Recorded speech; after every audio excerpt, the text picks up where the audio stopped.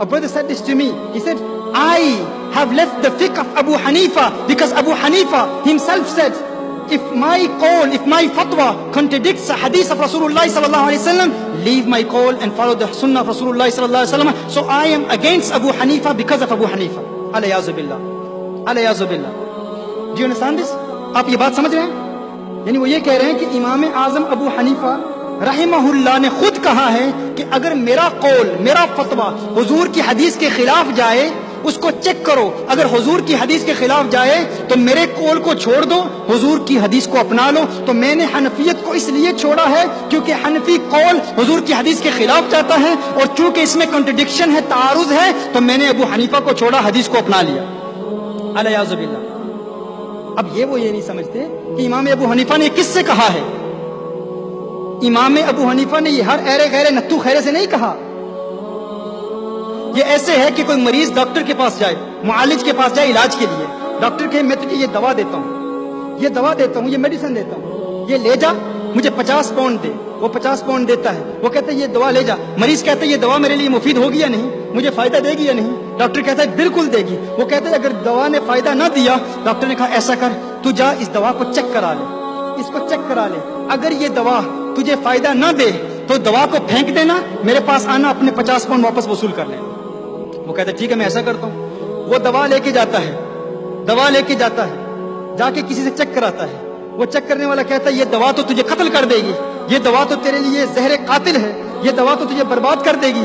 وہ کہتے ہیں اچھا میں نے چیک کرا لی، دوا برباد کر دے گی. وہ دوا کو پھینک دیتا ہے، اس میڈیسن کو پھینک دیتا ہے. میڈیسن کو پھینک کر واپس اس ڈاکٹر کے پاس جاتا ہے. ڈاکٹر نے کہا دوا لی یا نہیں لی؟ اس نے کہا دوا نہیں لی. کہا کیوں؟ کہا آپ نے کہا تھا چیک کرا، میں نے چیک کرا لی. جس سے چیک کرائی اس نے کہا تیرے لیے زہر قاتل ہے، تجھے قتل کر دے گی، ختم کر دے گی. تو میں نے دوا نہیں لی، پھینک دی. اس نے کہا چیک کرائی ہے تو نے دوا؟ اس نے کہا ہاں چیک کرائی ہے. اس نے کہا کس سے چیک کرائی ہے؟ اس نے کہا پھجے نیا کل چیک کرائی.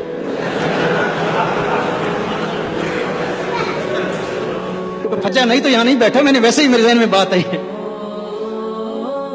فلاں ٹیکسی بیس پر گیا تو وہاں سے چیک کرائی. اس نے کہا عقل کے اندھے، عقل کے ناخن لے. جب میں نے کہا کہ دوا کو چیک کرا تو دوا کو چیک کرانے کا مطلب یہ ہے کہ کسی میڈیکل ڈاکٹر کے پاس جا، اس سے چیک کرا، وہ کہے کہ یہ دوا تیرے لیے زہر قاتل ہے تو پھینک دینا، 50 پاؤنڈ وصول کر لینا.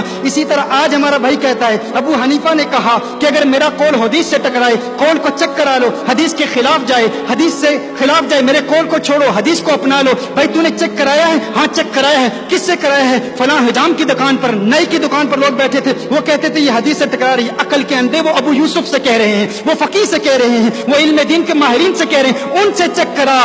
تو جمعہ 8 دن ہوئے نہیں، نمی فقیری دا دوپہر ہے تم. ہمارے یہاں کہتے ہیں نا، میں نے کہا بھائی اپنوں سے بات کر رہا ہوں نا تو اپنوں کے لہجے میں بات کروں نا، کیونکہ پہلی مرتبہ ایک عرصے کے بعد اس لہجے میں اپنے اہل دل بیٹھے ہیں. نہ کوئی دل ملاتا ہے، نہ کوئی دل سے ملتا ہے، کسی نے سچ کہا ہے دل بڑی مشکل سے ملتا ہے. بھائی تو اپنا آپ دیکھ، اپنی ذات دیکھ، اپنی حقیقت دیکھ. تو ہے کیا؟ تیری حقیقت کیا ہے؟ تیری ریالٹی کیا ہے؟ تو عالم ہے کیا؟ تو اس فن کا، ان سائنسز کا ماہر ہے؟ تو نے کسی بھی ایرے غیر سے چیک کرا کے کہا کہ یہ قول ابو حنیفہ کے قول سے ٹکراتا ہے؟ تو دیکھ اپنا چہرہ دیکھ، آئینہ دیکھ. یہ منہ اور مسور کی دال، یہ منہ مسور کی دال آپ نہیں سمجھیں گے. ہاں میں بھی گویا کہ لکھنؤ میں بیٹھ کے تقریر کر رہا ہوں، اپنوں سے بات کر رہا ہوں، یہ کہوں نہ نقط نہ ناسم، میں بھی بلائی تو جا سکتا. ہم جب بچپن میں جاتے تھے نا پاکستان، تو بچے، علاقے کے بچے نا جمع ہو کے وہ کہتے تھے یہ ولایت کیسا ہوتا ہے، یہ انگلینڈ کیسا ہوتا ہے، سنا ہے سڑکیں بڑی صاف ہیں، سنا ہے وہاں پر ماحول بڑا پیارا